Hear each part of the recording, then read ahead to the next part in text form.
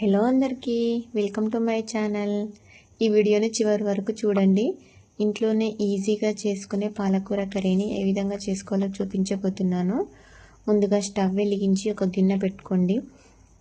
కొద్దిగా ఆయిల్ అయితే వేసుకొని, ఆయిల్ వేడెక్కిన తర్వాత ఉల్లిపాయలను అయితే వేసుకోవాలండి.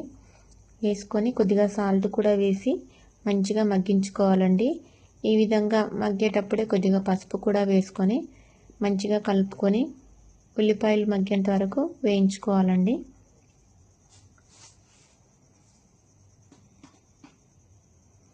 ఈ విధంగా మంచిగా ఉల్లిపాయలు అనేవి వేగిన తర్వాత ముందుగా కట్ చేసి పెట్టుకున్న పాలకూరను 2 టైమ్స్ అయితే వాష్ చేసుకోండి. ఈ విధంగా వాష్ చేసుకున్న పాలకూరను ఇప్పుడైతే ఉల్లిపాయల్లోనికి వేసుకోవాలి. పాలకూరను ఎప్పుడైనా సాల్ట్ అయితే వేసి కడగండి. ఆకుకూరలను ఇప్పుడు అన్ని మందులు వేసి పండిస్తున్నారు కదా, కొద్దిగా సాల్ట్ అయితే వేసి పాలకూరను మంచిగా కడుక్కోవాలండి. ఇప్పుడు వీడియోలో చూపిస్తున్నట్టుగా పాలకూర వేసిన తర్వాత మంచిగా అంతా కలిసేలాగా కలుపుకోవాలి.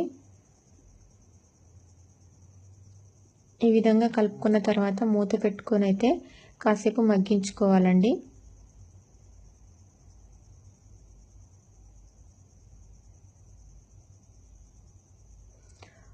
పాలకూరలో వాటర్ అయితే వేయాల్సిన పని ఉండదు, ఎందుకంటే అది ఉడికేటప్పుడే అందులో నుంచి వాటర్ అయితే వస్తాయి.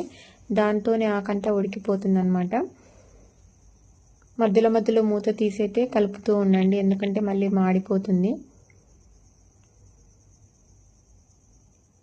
మళ్ళీ కాసేపు అయితే మూత పెట్టుకొని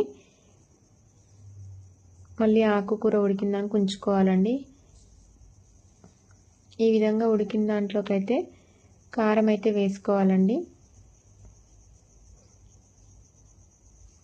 ఎక్కువ తినాలనుకున్న వాళ్ళు ఎక్కువ వేసుకోండి. ఈ విధంగా కూరకు సరిపడేంత కారం అయితే వేసుకోవాలండి. ఈ విధంగా వేసుకొని మంచిగా కలుపుకొని మళ్ళీ మూత పెట్టి ఆయిల్ తేలేంత వరకు ఉడికించుకోవాలండి. చాలా సింపుల్గా ఇంట్లోనే చేసుకోవచ్చు. మీరు కూడా ఒకసారి ట్రై చేయండి, చాలా బాగుంటుంది.